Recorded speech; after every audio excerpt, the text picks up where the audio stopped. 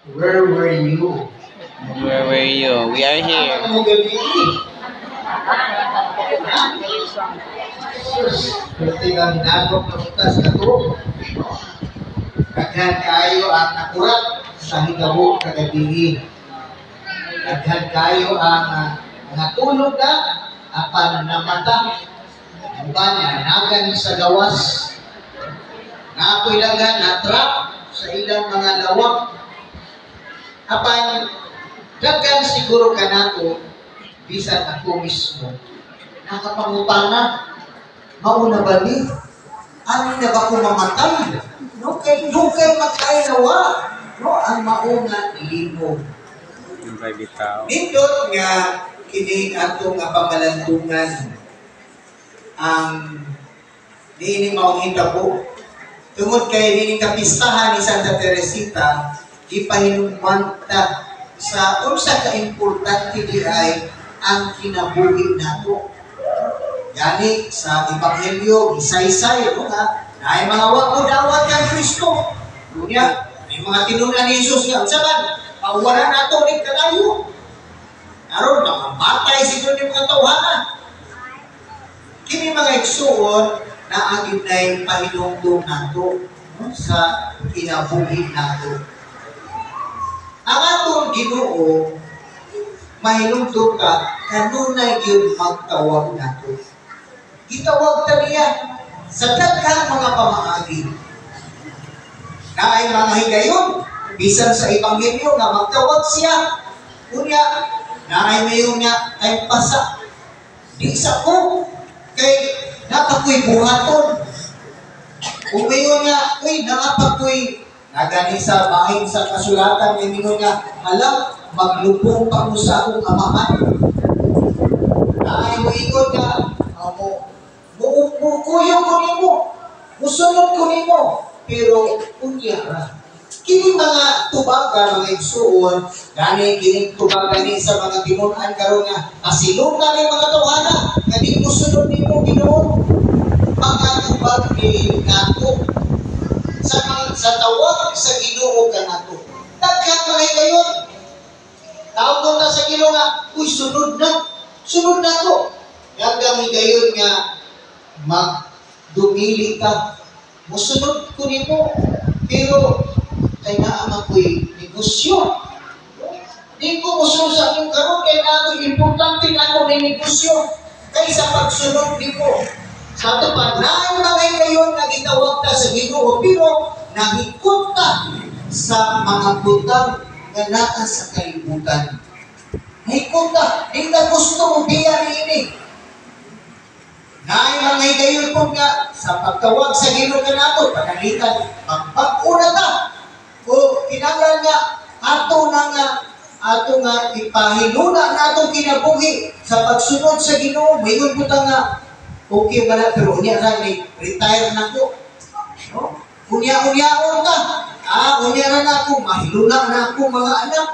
Sa ito pa, naatay mga kondisyon sa pagtawag, sa pagtubag na ko, sa tawag sa Ginoo.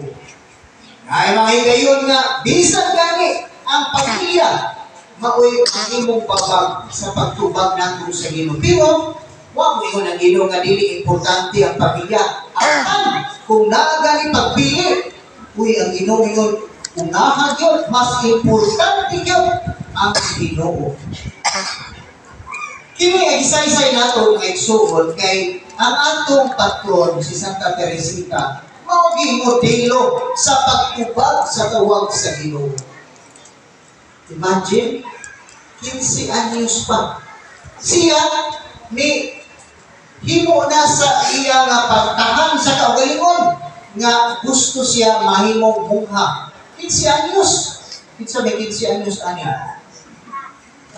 Bata pa kaayo. Apan, iyan ang desisyon yun nga akong ihatag, akong kinabuhi alang sa Ginoo.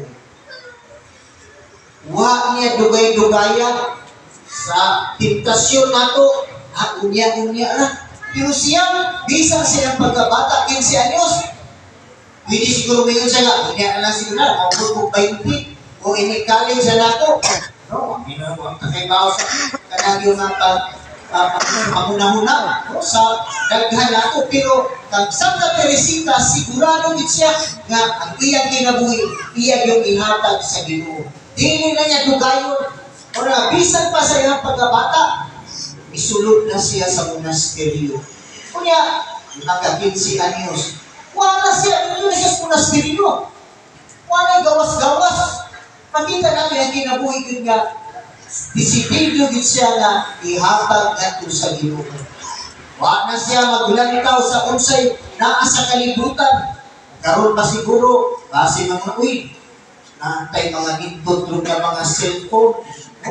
Siguro maguna-una na mga batan-on ron, ay mga games, no?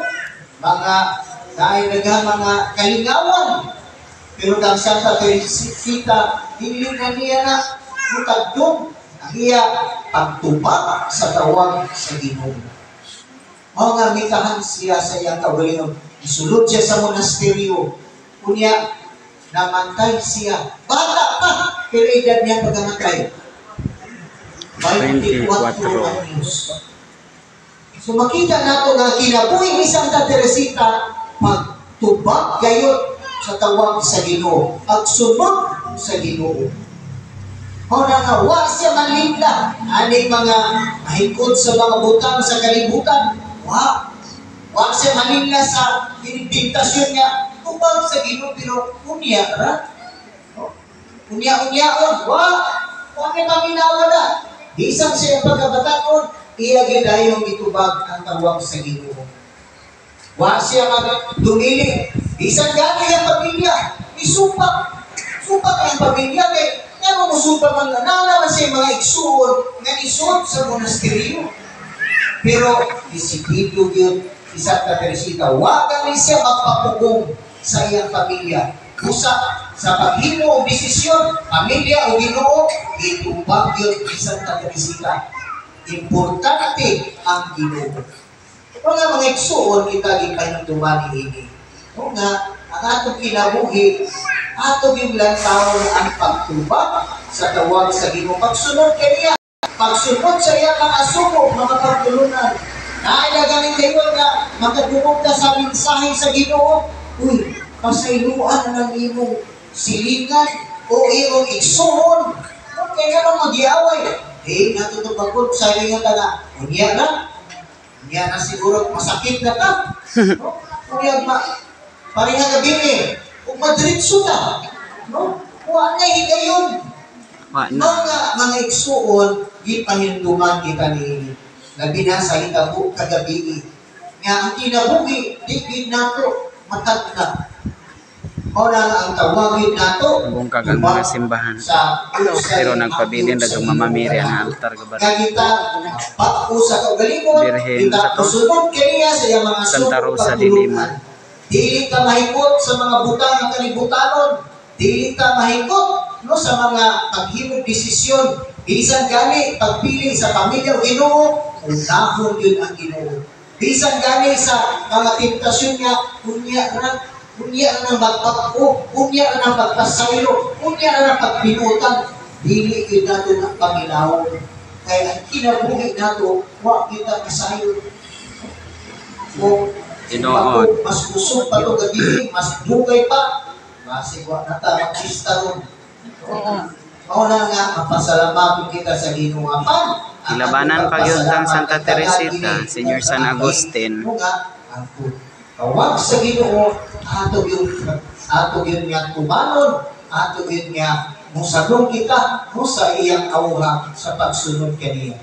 Maglantan ni Santa Teresita, mo pagtubag sa tawag sa Diyos. Kung ginawa kayo, piling atong buhi sa pagtubag sa Diyos, kay subay kayo sa unsay dalan nga magdalaw ka nato nga mahiapil pundok sa mga santos nga makapuyo dito sa tinghalian sa Diyos. O kung madamlag unta sa pagtubag na sa tawag kung awag sa Ginoo, ito makalingkod sa banggete na gianda ni Kristo dito sa langit. Hinaot ako.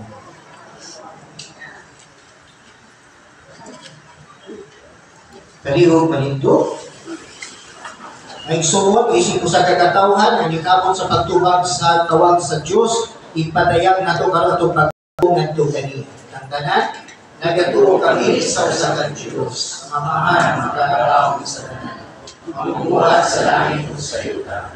Sa ramang kita o tuloy.